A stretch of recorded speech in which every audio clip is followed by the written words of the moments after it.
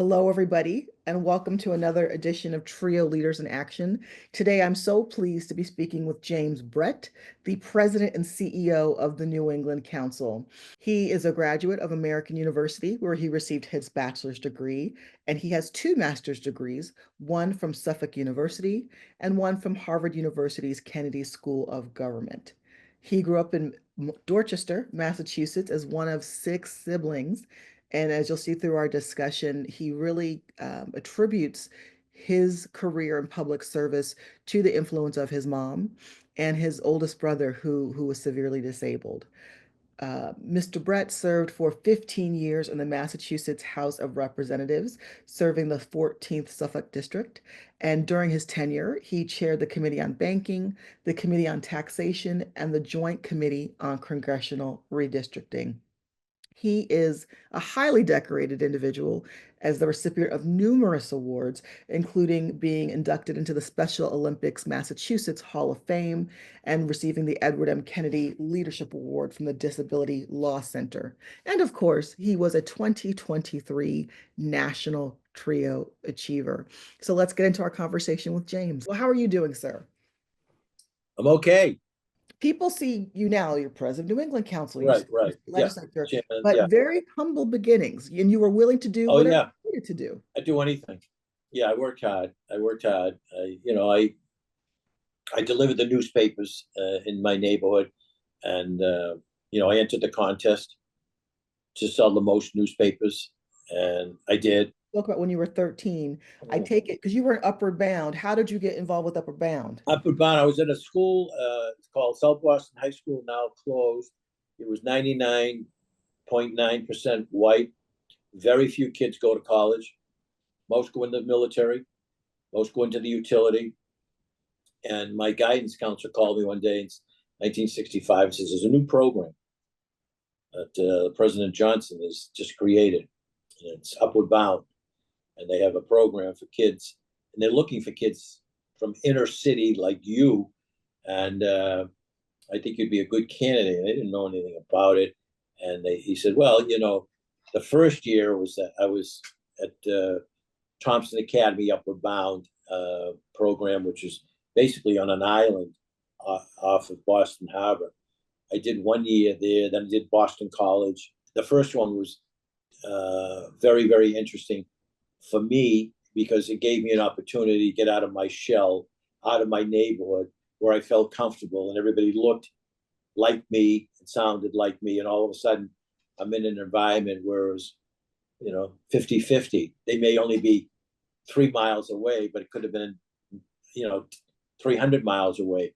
And all of a sudden, I'm meeting people with different background and I'm like, I'm making friends. And all of a sudden it's just opening up a whole new world where I probably would have been timid at first saying this, I'm looking for familiar faces.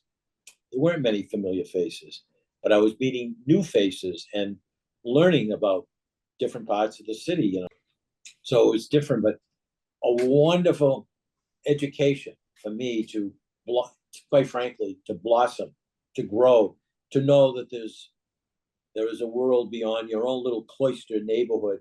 The point is, it gave me an opportunity to grow, to blossom, and to meet people that you wouldn't ordinarily meet at a young age. It's almost like they threw me into a new neighborhood to see if you can survive. And not only did I like to think I not only survived, I thrived. So you mentioned that the high school you went to, most of the students did not go to college. Was Yeah. college on your radar screen before Upward Bound, or how did Upward Bound play a role in you getting to American? Not really. I think Upward Bound helped me think about college. College wasn't high on the radar because I didn't really have anyone in my family structure guiding me to say, look at this school, look at that. So it was the guidance counselor and the Upward Bound people that said to me, you have potential. You ought to start thinking about college. And I'm like, really?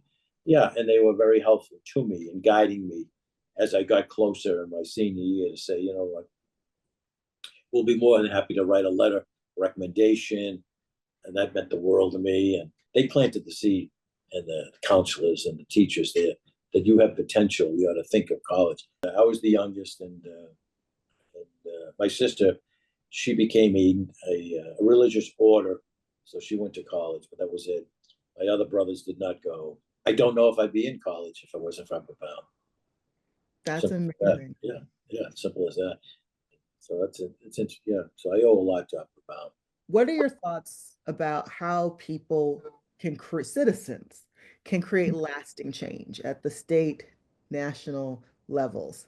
Pick an issue. Get engaged on a subject. I mean, I say this to some, I do a lot of speaking with college kids, and I just say to them, pick pick an issue, pick a charity. I saw how one lives with disabilities growing up, and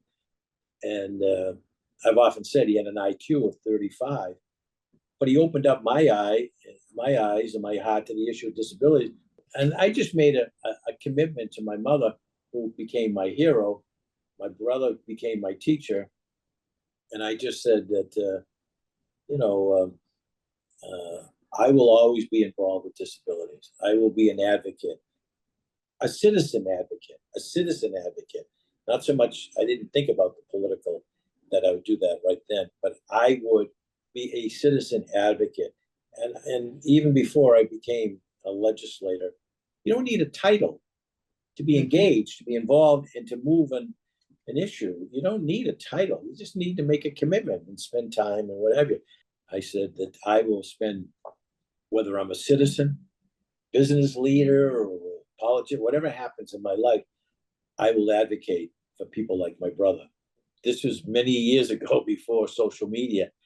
I'm in the dorm in my first semester, and the RA says, "A guy named Brett here?" And I said, "Yeah, it's me." Telegram, Telegram. Mhm. And the telegram said, "I'm so happy my paper boy is here in Washington, and please call my office and ask for John Mott. I'd like to meet with you." I'm like, "Oh my God, Jimmy, I'm going to give you a job." I said, "Oh my God, a job." And he said, "I'm going to have you deliver the mail, 4 o'clock in the morning till Mm. 8 o'clock in the morning, 4 hours, 5 days a week, enough money to pay your room, board, tuition." I said, "Oh my gosh." And I'll never forget. Uh, I said, "Mr. Speaker, my mother has no money. We're not active politically. And you're giving me a job like this. I just can't believe it. I can't believe it. I don't know how to thank you." And he's puffing a cigar and he says, "Jimmy, you know how you can thank me?" I said, "I have no idea. Help somebody else along the way who can't repay you." That's fascinating. And again, it shows you don't know where your help is going to come from and or what Right? it's going to look I know. like. I know. Even here, people will say, "What a great job, New England Council representing all the businesses, colleges, nonprofits, community health centers in New England and Washington. That job, how did you ever get it?" And I said, it's just funny. It was not advertised. I just became the chairman of this committee, this organization called the New England Council. You know much about it? I said, "Not really, other than I know they work in Washington and they represent." He said, "Right. I'm the chairman because I'm now the president of the New England Telephone. And we need somebody who can be our voice in Washington." So you had a Capitol Police job under Senator Kennedy's Yeah, office. yeah. Did you ever, as a legislator yourself, have the opportunity to work with him? A black and white TV. I'm watching. I'm saying, "Ma, I can't believe Bobby Kennedy's announcing for president today. I can't believe it." I mean, again, I'm 60. I don't know what I could do in a campaign. But fast forward that afternoon, I get a call from my state senator, who happened to be, who went on to become a congressman, Joe Moakley. He was the state senator, and he called me that afternoon around 3 o'clock. And I'll never forget. He says, "Jimmy, I used to do leaflet drops for him. I'd stand in the supermarket parking lot and ask people, 'Would you take a bumper sticker? Can I put it on the car?'" Uh, he said, "I just got a call from Senator Kennedy, Ted Kennedy." And I said, "Yeah." He and his brother Bobby are coming to the parade tomorrow, St. Patrick's Day parade, South Boston. I said, "Oh, wow." But they want a kid to march with them, no politicians.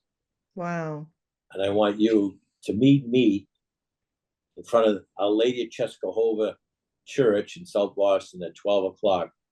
You're going to march with Bobby Kennedy and Ted. And I have this beautiful picture here. And believe it or not, I'm in the middle, and Bobby is to my left and Ted's to the right. but the history is so historic. Two brothers, two United States senators, one from Massachusetts, one from New York, and a presidential candidate that just announced the day before. And Ted Kennedy signed it and just said to Jim Brett, why is it that you're always in the center when the Kennedys are trying to get elected? So let me ask you one last question. And I think this Yeah, is related yeah, to what you're saying. yeah. What advice or word of encouragement would you give to current TRIO students along their path who, are Yeah, in the right. trenches right now? Take advantage of the opportunities of being TRIO because there are such, I mean, I get to see them here in New England. They are such dedicated people that work in the TRIO that they want to make a difference with kids. I took advantage of anything and everything that the TRIO offered me. But because of that, they gave me an opportunity to do even better things. So I would say TRIO is going to offer a world out there that is unlimited for you, regardless of where you're starting from. You know, the old expression, it's where you end up, not where you start. But the point is that there's wonderful opportunities there. Take advantage. And there are people in the TRIO that want you to succeed.